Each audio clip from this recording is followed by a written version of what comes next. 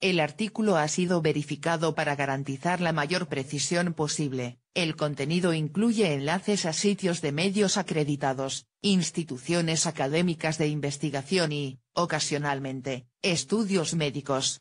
Todo el contenido de nuestro sitio web se ha revisado. Sin embargo, si consideras que nuestro contenido es inexacto, desactualizado o dudoso, puedes contactarnos para realizar las correcciones necesarias. Este artículo fue redactado y avalado por la médica Alejandra Menaza. Irritabilidad, dolor abdominal, hinchazón, cefaleas. ¿Por qué se produce el síndrome premenstrual, SPM? ¿Es posible tener un ciclo menstrual sin dolor? La respuesta, sí, pero el desequilibrio de las hormonas femeninas sumado a otros procesos, hacen que un gran número de mujeres en edad fértil vean su calidad de vida muy limitada por esta realidad. Se han descrito más de 200 síntomas asociados al síndrome premenstrual. El espectro es muy amplio, tanto, que además de los aspectos físicos, aparecen otros como el agotamiento, la apatía, la habilidad emocional, problemas de concentración, etc. Afortunadamente cada vez sabemos muchas cosas sobre este trastorno hormonal. Así, expertos en el tema como la doctora Alejandra Menaza, nos revelan que también deberíamos tener en cuenta un factor muy importante, el sobrecrecimiento bacteriano en el intestino delgado. Estos procesos infecciosos podrían estar detrás de las inflamaciones crónicas que cursan en el síndrome premenstrual, SPM. Entrevista a Alejandra Menaza, el síndrome premenstrual y sus detonantes. La doctora Alejandra Menaza es médico internista en la Clínica Medicina Integrativa, en Madrid.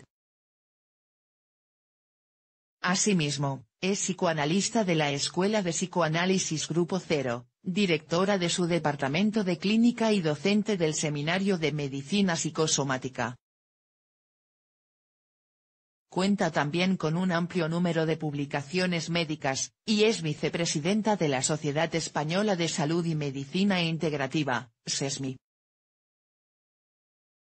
Entre su amplia formación y experiencia clínica, destacan sus trabajos sobre el síndrome premenstrual, SPM. De hecho, su centro es una referencia en el tratamiento de esta realidad médica, la cual afecta a un 25-35% de la población femenina en edad fértil. El abordaje que se efectúa a la hora de tratar esta condición, es muy amplio. La doctora Alejandra Menaza pone el foco de atención en una estrategia integrativa antiinflamatoria, ahí donde atender también aspectos psicológicos, y los relacionados con la calidad de vida. Profundizamos con ella en este tema para aprender y resolver dudas al respecto. P. ¿Qué ocurre en el cuerpo a nivel hormonal cuando se padece el SPM? Lo que ocurre con las hormonas no es lo más importante en el síndrome premenstrual. Aunque, por supuesto, sí influye. Suele haber un predominio de los estrógenos sobre la progesterona. De hecho, a estas pacientes se las trata a veces con progesterona. Además, hay estrógenos buenos, como los 2O y estrógenos no tan buenos, que son muy potentes y se asocian a tumores y a síndrome premenstrual, como los 16O. Pero lo más interesante es que las bacterias intestinales influyen, y mucho, en el nivel de estrógenos en estas mujeres. Hay bacterias, como el género Clostridium, por ejemplo, que tienen enzimas que cortan la unión del ácido glucurónico con el estrógeno. Los estrógenos se unen a glucurónico u otras sustancias para ser eliminados por las heces. Al cortar esta unión, los estrógenos se reabsorben nuevamente por el intestino, y pasan a la circulación sanguínea en vez de eliminarse. Esto produce lo que conocemos como estado hiperestrogénico. Además de esto, los ciudadanos estamos expuestos a disruptores endocrinos, sustancias químicas que, como el PA, bisfenola de los plásticos, o los tickets del supermercado, las fibras de ropa sintéticas, etc. Tienen un efecto estrogénico demostrado, p. ¿Es cierto que las molestias son más intensas durante la pubertad? ¿O se vuelven más intensas con el paso de los años? Pues depende de muchas cosas. Si el síndrome no se trata, se hace cada vez más doloroso y se le añaden más síntomas. A veces, aparece tras una ETS, enfermedad de transmisión sexual, o un parto complicado, porque como antes sugería, las hormonas no son la única causa del síndrome premenstrual. La doctora Elizabeth Bertone, demostró que las mujeres que padecían SPM y TDP, trastorno disfórico premenstrual, tenían una inflamación uterina, cervical o endometrial, y otros autores, como el Dr. Attila Todd, relacionaron esa inflamación con infecciones uterinas. Parece que la teoría infecciosa/inflamatoria del SPM va ganando cada vez más terreno, y abre una nueva luz para el tratamiento de estas pacientes, que antes solo recibían antidepresivos, analgésicos y anticonceptivos, y muchas de ellas no experimentaban mejoría alguna, incluso al retirar el anticonceptivo, empeoraban. p. ¿Por qué no se debe comenzar a tomar suplementos de hierro, ácido fólico o calcio, etc., sin prescripción médica? No se debe tomar ningún suplemento sin prescripción médica. Hay que hacer un análisis de sangre, evaluar cuidadosamente la historia clínica de cada paciente para ver qué suplemento puede ser el mejor para ese caso. p. ¿Es cierto que el consumo de tabaco puede agravar los síntomas del SPM?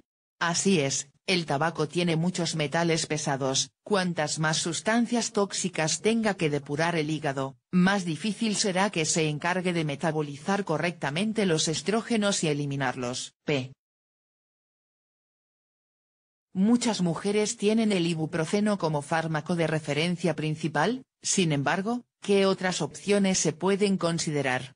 Hay muchas opciones naturales de la fitoterapia, árnica, arpagocito, y sobre todo, no hay que tratar la inflamación solo, porque la inflamación suele ser resultado de una infección, y esta debe ser tratada. En todo caso, no se deberían tomar analgésicos sin prescripción médica. p. ¿La hidratación puede tener un papel clave en el alivio de algunos síntomas? Sí. Es importante mantener un buen nivel de hidratación, sin pasarse de 2 litros, porque esto puede provocar edemas. p. Las mujeres que no experimentan ningún tipo de molestia durante el síndrome premenstrual ni la menstruación como tal, ¿es porque están sanas? ¿Sería malo entonces experimentar molestias? Si no hay inflamación e infección, no hay dolor. Así es. La menstruación no tendría por qué doler, eso sería lo normal. p. En líneas generales, ¿cómo funcionan los métodos anticonceptivos hormonales en el alivio de los síntomas? ¿Cómo actúan para brindarnos el alivio? En general, los anticonceptivos intentan equilibrar la relación entre estrógenos y progestágenos. Por ello, los anticonceptivos han sido el tratamiento principal del SPM. Como he comentado, no siempre se obtiene alivio con ellos, a veces las pacientes empeoran al tomarlos. Lo que suele ocurrir con mayor frecuencia es que, los anticonceptivos las alivian temporalmente y luego, al dejarlos, empeoran. Hay algunos fitoprogestágenos naturales, como el Vitex, la Dioscorea, la Cimífuga racemosa, etc., que pueden ser útiles en las pacientes con exceso de estrógenos. En todo caso, los anticonceptivos hormonales deterioran la función inmune, y pueden agravar la infección/inflamación uterinas. p. ¿Es recomendable satisfacer la necesidad por comer dulce? ¿O por el contrario, habría que evitarlo? Bajo mi criterio, el azúcar debería ser reducido en todas las pacientes con premenstrual, ya que es un conocido agente inflamatorio. Sería bueno hacer una dieta antiinflamatoria, reduciendo harinas refinadas, azúcares y lácteos. Muchas veces, cuando hay un intenso deseo de azúcares, hay un sobrecrecimiento de cándida a nivel intestinal. Tratando esta alteración, se reduce el deseo de azúcar. Esto debe hacerlo un médico, por supuesto. P. ¿El malestar emocional forma siempre parte del síndrome premenstrual? No siempre, a veces solo hay síntomas físicos, pero es muy habitual que haya alteraciones leves, casi en el 70% de las pacientes. Los casos más graves, como el TDPM, trastorno disfórico premenstrual, son más raros, un 5% de los casos P. Hay mujeres que se sienten mal por estallar por cualquier cosa, romper en llanto o simplemente, estar sensibles durante su SPM. ¿Qué pautas de educación emocional sería recomendable aplicar en esos casos? Un útero inflamado produce prostaglandinas, sobre todo G2, que es proinflamatoria. Estas tienen una marcada acción neurotransmisora sobre cerebro y alteran mucho el estado de ánimo. Hay que tratar la inflamación. También trabajar los conflictos a nivel psíquico con la feminidad. En mi experiencia clínica, yo lo abordo con psicoanálisis, es el método que me ha resultado más eficaz. P. ¿Qué nos puede comentar acerca de la relación entre la deficiencia de serotonina y el síndrome premenstrual? Esto es muy interesante también, puesto que el 90% de la serotonina es producida en el intestino, por la microbiota intestinal. Una buena salud intestinal nos procura niveles suficientes de serotonina. Se ha descrito que las pacientes con SPM tienen bajos niveles de serotonina, y es que casi todas ellas tienen alteraciones de la microbiota, tanto intestinales como vaginales. P. ¿Qué es el síndrome de disforia premenstrual? Es una forma grave de SPM, donde predominan los síntomas psíquicos, depresión, ansiedad, irritabilidad. Hay que cuidar mucho a estas pacientes. Las que tienen depresión grave, tienen un riesgo aumentado de suicidio. P. Por último, ¿sería posible prevenir el SPM? Pues con lo que hemos dicho, sería posible, claro, podría ayudar a la prevención, hacer una dieta saludable, antiinflamatoria, ya descrita, cuidar la flora intestinal, con alimentos fermentados. Una dieta rica en vegetales ayuda a tener una microbiota saludable. Ayudan los alimentos ricos en magnesio, como el chocolate negro sin azúcar, o las verduras de hoja verde oscura, los alimentos ricos en triptófano, como el pavo o los espárragos. Evitar alimentación muy estrogénica, soja transgénica especialmente. Tener precauciones para no adquirir ETS, enfermedades de transmisión sexual, como el uso de preservativo. Normalizar el proceso menstrual, es algo fisiológico. Cuando hay dolor menstrual, lo más adecuado es consultar con un médico, porque no es normal y no debe dejarse, ya que se agrava si no se trata.